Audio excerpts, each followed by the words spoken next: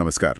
नमस्कार। आज हम प्रेमानंद महाराज के जीवन और उनकी शिक्षाओं पर थोड़ी गहराई से बात करने वाले हैं, कुछ लेखों के आधार पर। जी। हमारा इरादा है कि अनिरुद्ध कुमार पांडे से प्रेमानंद महाराज बनने तक का उनका जो सफर है और उनके जो मुख्य संदेश हैं उनको थोड़ा समझें। और ये सफर सचमुच अनोखा है।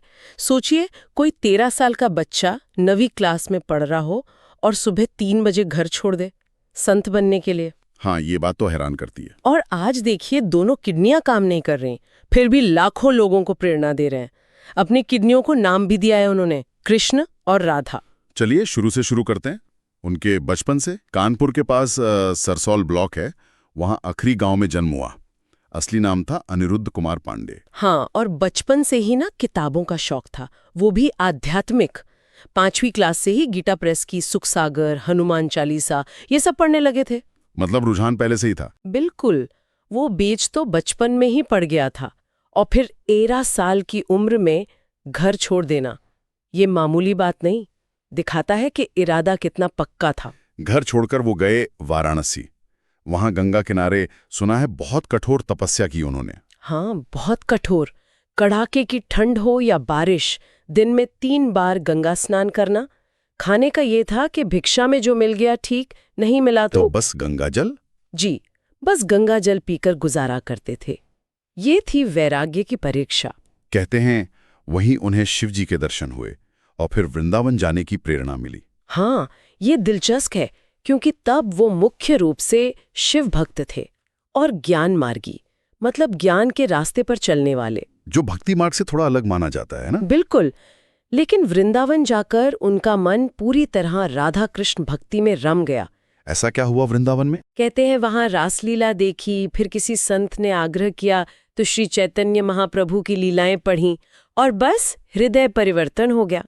ज्ञान मार्ग से प्रेम मार्ग की तरफ खिंच गए। अच्छा। और वहीं वृंदावन में उनकी मुलाकात हुई राधा वल्लभ मंदिर के मोहित मराल गोस्वामी जी से। उन्होंने ही उन्हें उनके गुरु संत श्री हित गौरंगी शरण महाराज के पास भेजा। फिर गुरु से दीक्षा ली उन्होंने? जी, राधा वल्लभ संप्रदाय में दीक्षा ली। ये वृंदावन का एक प्रमुख वैष्णव पंथ है जो राधा कृष्ण की युगल उपासना पर जोर देता है। करीब 10 साल गुरु के साथ रहे। इसी सफर में उनका नाम भी बदले? हाँ, पहले आनंद स्वरूप ब्रह्मचारी, फिर स्वामी आनंद आश्रम, और फिर गुरु दीक्षा के बाद बने प्रेमानंद महाराज। उनके जीवन का एक और पहलू है जो लोगों को बहुत छूता है और शायद हैरान भी करता है, उनकी सेहत। हाँ, ये बात तो है। पिछले करीब 20 सालों से उन्हें पॉलीसिस्टिक किडनी रोग है। मतलब दोनों किडनियां खराब है। डॉक्टरों ने तो कहा था कि ज्यादा समय नहीं है। जी, डॉक्टरों ने तो काफी पहले जवाब दे दिया था, लेकिन वो मानते हैं कि ये श्री राधा कृष्ण की कृपा है कि वो आज भी रोज सत्संग कर रहे हैं, लोगों से मिल रहे हैं। और उन्होंने किडनी ट्रांसप्लांट के लिए भी मना कर दिया है ना? कई लोगों ने ऑफर किया था। हाँ, कई प्रस्ताव ठुकरा दिए। और जैसा हमने शुरू में कहा था, अपनी किडनियों को कृष्ण और राधा नाम दिया है। ये सिर्फ नाम नहीं है, ये उनकी आस्था दिखाता है।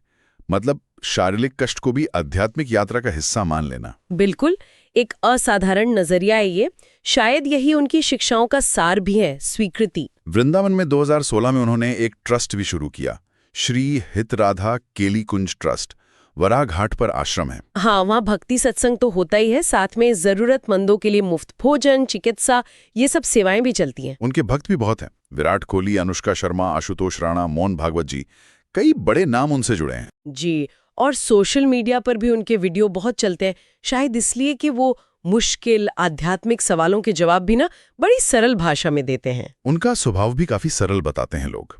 एक किस्सा सुना था कि कानपुर में कोई जादूगर आया था, उसका शो देखकर बच्चों की तरह हंस रहे थे।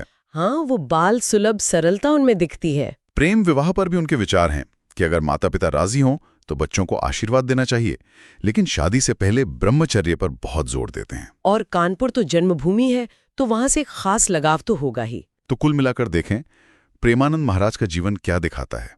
अटूट भक्ति, दृढ़ संकल्प, मुश्किल हालात में भी आस्था का सहारा, सादगी और लोगों पर एक गहरा असर। सही कहा। उनकी जो ये स्थिति है, गंभीर स्वास्थ्य समस्या और सिर्फ आस्था के सहारे जीने का उनका निर्णय, ये हमें सोचने पर मजबूर करता है। भक्ति, जीवन की सच्चाई को स्वीकार करना और फिर भी सेवा करते रहने की इच्छा, इनके बीच क्या रिश्ता है? ये एक सवाल है जिस पर श्रोता जरूर सोच सकते हैं।